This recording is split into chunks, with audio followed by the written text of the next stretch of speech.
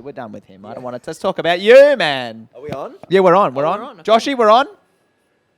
We're good? All right. All right, yeah, just into the mic. We won't hear much. But Anthony Locascio? Locascio. Locascio. Yes. Damn it all the heck. But, you know, I'm keeping it authentic. I like You- to come you in are blind. I don't want to ask you beforehand, how do I say this? I want to go in. I'll tell you what, man. It's not the worst that's been fucked up in an interview today. Oh, and Yeah, today? yeah. I did an interview before with Sam Bowden at Leaderville TAFE with a very, very precious young man by the name of George Cook. Shout out George Cook. I believe he's an open micer here in I Perth. know George, yeah. He interviewed us, but he did not check with me how to pronounce the name. There you go. Which is always a risk. You took the risk Hey, too. there it is. You did much better than he did. He Listen. he really I'm a step above George Cook. Yes. That's going to be my bio on better than George Cook. Better Than George Cook. Fuck yeah. Has to set it out there for all the Fuck bookers.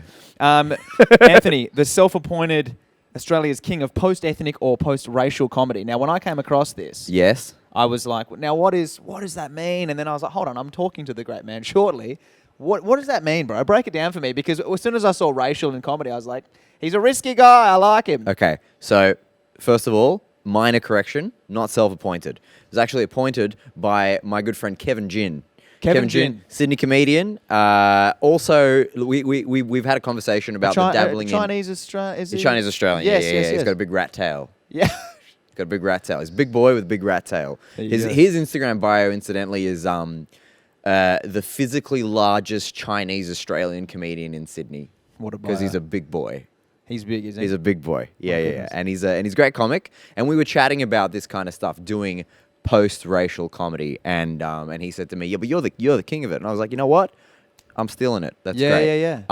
I think the ethos of the label is that I found that while doing comedy, when you touch on your own personal ethnic background, my family's Greek and Italian, you can go one of two ways with it. It's very all or nothing in people's approach. It's either absolutely everything that the person talks about, or they don't mention it at all. It's the black sheep of their material, right? Yes. And I think that's really reductive.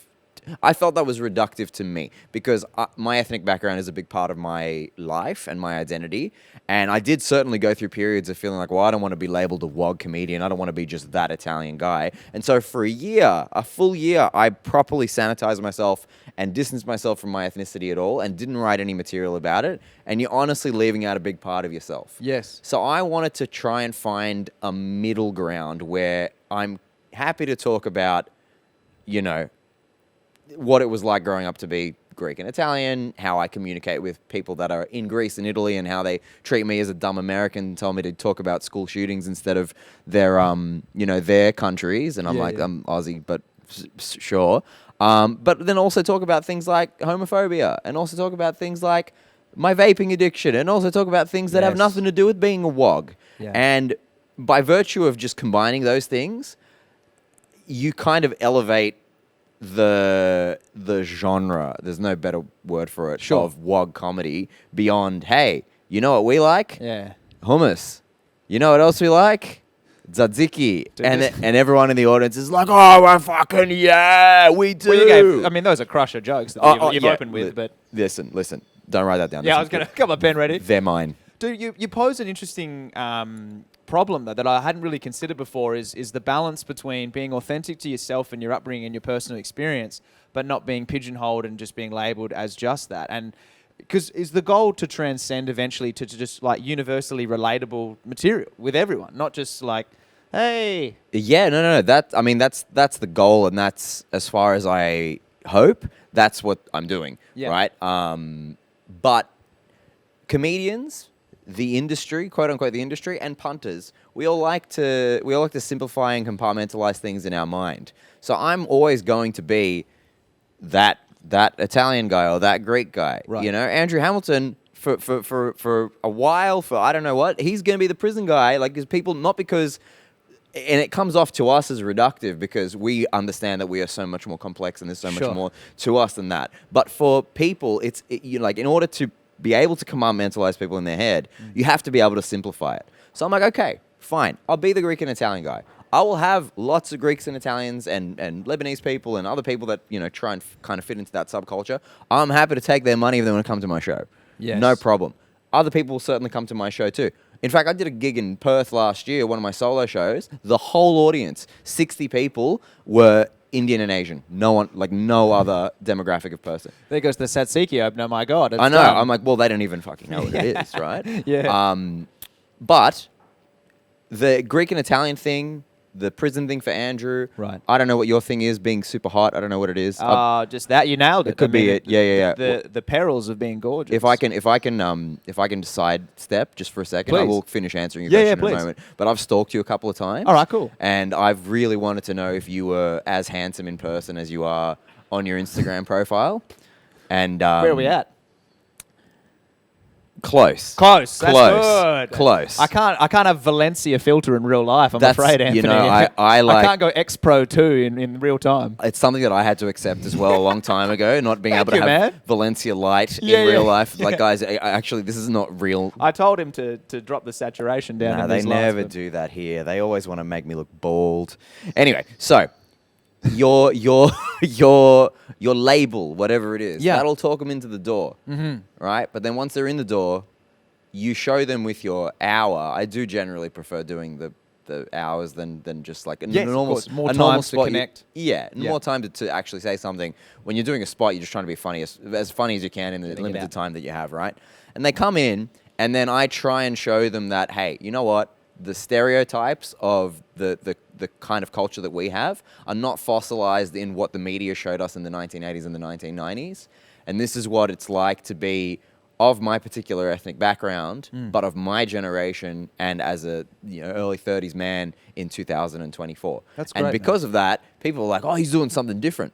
I'm not. I'm doing Right. my version of what they were doing, but it's just not the Yes. same, you know? Yeah, I understand what you're saying, and I think what's a interesting point is that, and comics that watch this as they're coming up as well, is that you kind of need to acknowledge, especially in those early days when you're doing 5-minute sets and you're trying to figure out where you fit, you kind of need to acknowledge a little bit about how you come off to audiences at first glance. Like we all have those early jokes that are self-deprecating to earn people's trust and kind of I know what you're thinking. I look like Guy Sebastian fucked a crab. I don't know. That's a weird one, but you know what I mean? Like that's not mine, by the way.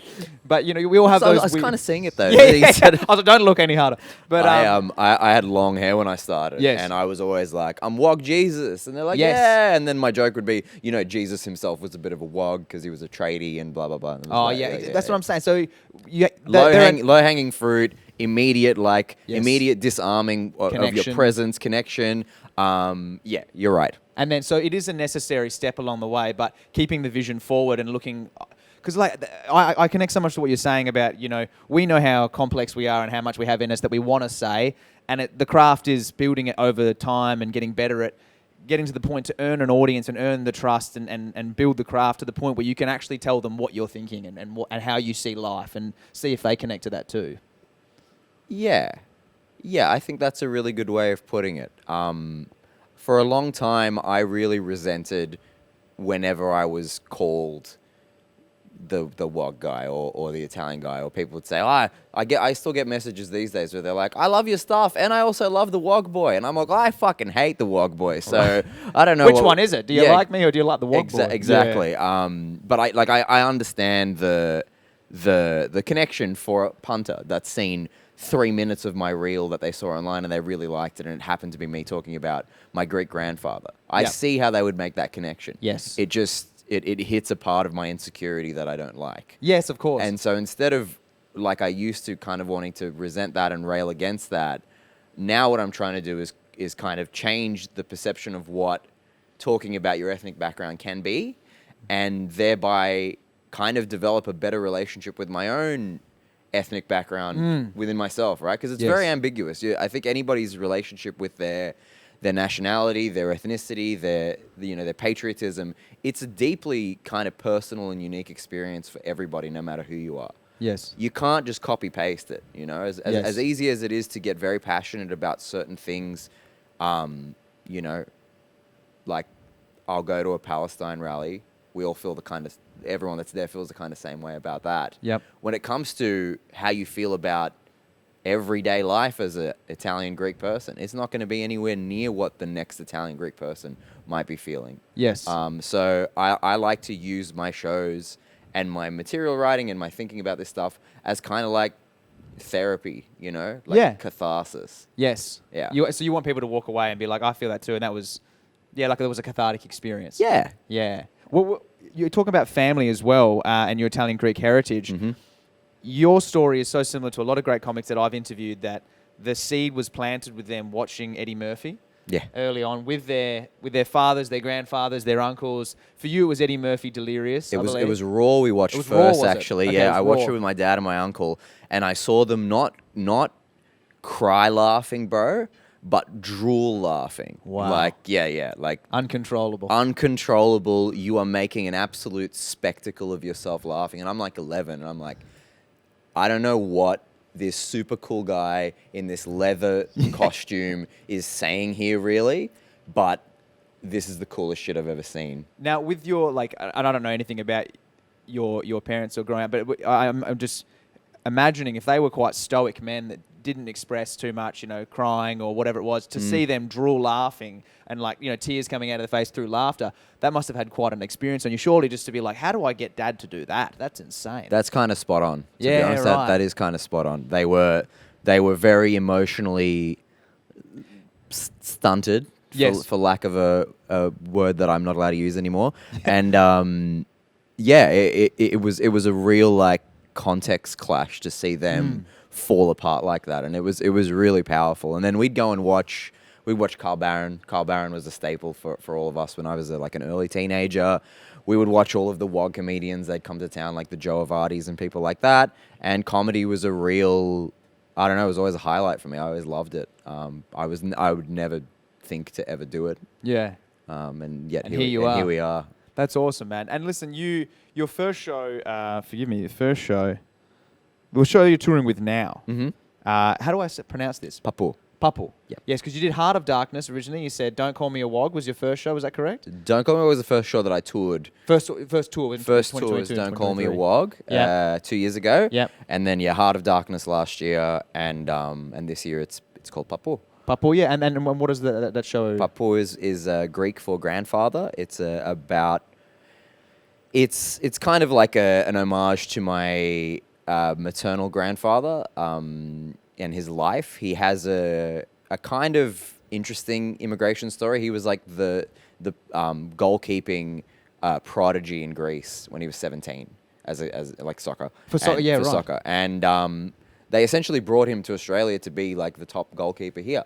And he played in Adelaide. He played for like all the top teams in Adelaide. Wow. And he was very briefly called up for the provisional interstate Australian squad in 1959, which is now called the Socceroos.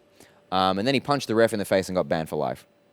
In 1959, he punched the ref in the face. 1960, a year later. 1960. Yep. And then at 24 years old, he was like, had to completely reinvent his entire life because he fucked up his dream. And my grandfather got sick last year. And before I even decided that I would tell his story as part of my show, he got sick, and all of the stuff that I had been writing, all the material that I'd been working on, was kind of about just generally what it means to be a man today. I just got engaged. I'm like, thank you, man. You know, I'm thinking about the ramifications of potentially having a family. I'm vaping like nobody's business these days. I'm drinking like a few people's business these days, but not, you know, not a great amount. I'm dealing with, you know, occupying intensely ethnic space on one side. Like to my ethnic friends and my family, I'm the weird artsy comedian, and to my comedian mates, I'm the wog job. You know what I Yes, mean? of So course. I kind of operate in this weird middle ground Yeah. where I'm witnessing things that fly against, or listening to things that fly against my personal beliefs. Things like homophobia, things like bigotry, things like racism, and I really wanted to kind of rail against those things. And then incidentally, when my grandfather got sick, I thought, well, a lot of parallels between the life that he had in the 50s and 60s can be drawn to me. This guy's an alcoholic. This guy has diaries every single day, even though he got diagnosed with emphysema. Yes. This guy can't get away from his addictions. This guy also came up in an era where homophobia and racism was rampant, but different to how it is rampant these days. And so because I could draw so many parallels between what I was thinking about and what he would have gone through, it just seemed like a no-brainer to tell his story and his like really interesting life story as my show, but then to also draw like the Where similarities. you're at. Yeah, exactly. Yeah, and yeah. to kind of compare the two of us. So that's now no one needs to see the show now. I just gave it. That's it. That's it. That's But he's got some great the whole thing. tzatziki openers. You're going to love it. Man, that sounds really powerful. Where can people grab tickets to that? Where can people find you on the social medias as well? I'm on my Instagram and I think my TikTok is anthony.locash, Locash. Yep. And yeah, this won't come out in time for me to sell any Perth tickets, but to any interstate listeners, I'm doing Brisbane, Darwin, Canberra, Wollongong. I'm doing the show in London in a couple of months, Awesome, which is very cool. So if anyone's in London, come check it out. Otherwise, yeah, I might be back. I'm doing an encore in Melbourne and Sydney, so I might be back for Perth to do an encore. Great, man. Well, listen, it's been good to chat to you. You're a super interesting dude, and I hope to catch one of your shows soon. I might actually hang around for the shows you're doing here at the Comedy Lounge this weekend. Awesome, so brother. That would be great. Thanks for the chat, man. Thank you for Appreciate this. you. This is awesome. Thank Appreciate you. you too.